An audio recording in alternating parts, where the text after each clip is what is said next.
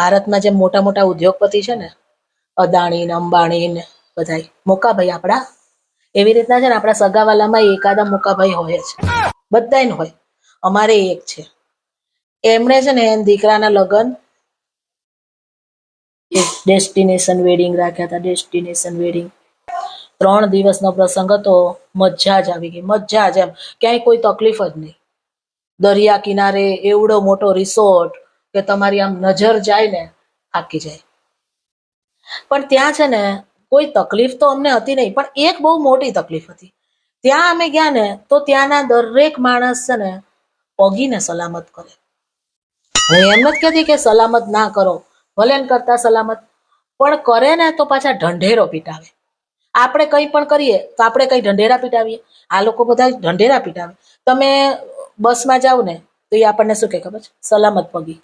પછી ગાડીમાં જાઓ ને તો ગાડીનો ડ્રાઈવર સલામત પગી. ત્યાં 2 દિવસ રોકાણા એટલે બધું જોવા, ત્યાંનું આજુબાજુના સ્થળો જોવા ગયા હતા. તો બધા આમ હાલતા ચાલતા આમ કરીને જતા હોય તો આપણે ખાલી આમ હસીએ, સલામત પગી, સલામત પગી.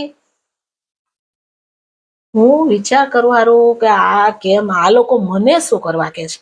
હું કેમ, હું કઈ કોઈને કહેવા જાઉં છું? હું ગમે તેને સલામત કરું, હું કોઈને કહેવા જાઉં છું, તો આ બધા મને કેમ કે છે? તોય મંડાઈ જ ગયા હતા, સલામત પગી, સલામત પગી. પછી મેં કીધું હવે આપણે કઈ બોલાય નહીં, લગ્ન એમ કેમ પતી ગયા. પછી થયું એવું કે સવારે 9 વાગ્યાની અમારી ફ્લાઇટ હતી, તો અમે લોકો ગયા. ફ્લાઇટ ઉપડવાની હતી ને એટલે અમે પ્લેનમાં ચડ્યા, તો એર હોસ્ટેસ આમ ઊભી હતી, આમ ઊભી હતી ને, આમ ઊભી હતી. જેવી હું એન્ટર થઈ ને, સલામત પગી, અને મારો પીતો ગયો. મેં કીધું હવે આપણે અહીંનું કામ બધું પૂરું થઈ ગયું છે, હવે થોડાક હરખા લેવા પડશે. એટલે મેં એ એર હોસ્ટેસ હતી ને એને મેં કીધું જરાક આમ સાઈડમાં આવતો, એટલે ગુજરાતી તો સમજે નહીં. એટલે પછી મેં કીધું જરા ઇસ કોને મેં આઈએ ના પ્લીઝ. તો મારે આમ આમ કરીને જોઈ રહી. મેં કીધું આને હિન્દીમાં સમજણ નથી પડતી, હવે અંગ્રેજીના તો મને ફાફા. મેં કીધું કરવું શું? ત્યાં વળી આપણા ગુજરાતી હતા, એ બિચારા દયાભાવ વાળા, એ ત્યાં આયા હશે તો એ સમજી ગયા મારી ભાષા. એને આમ એ ભાઈ એ છે ને એને એમ કીધું સાઈડ પ્લીઝ, એટલે પછી સમજી તો ડુડુડુ કરતી આવી. પછી આવીને સાઈડમાં એવો મેં આમ કાફલો ચાલ્યો, અને મેં એવી ગગલાઈ ને એને મેં કીધું 3 દિવસથી તમે લોકો સલામત પગી, સલામત પગી, તમારે સલામત પગી કરવું હોય કરો ને, અમને શું કરવા કહો છો? મેં કીધું અમારે શું કામ તમારા પગીને સલામત કરો? તો અમારે કઈ કામ છે? અમને શું કરવા કહો છો? મેં કીધું. ત્યાં ઓલા ભાઈ હતા ને ગુજરાતી, એ ઉભા હતા. એટલે કે બેન તમે હલવાના છો ને?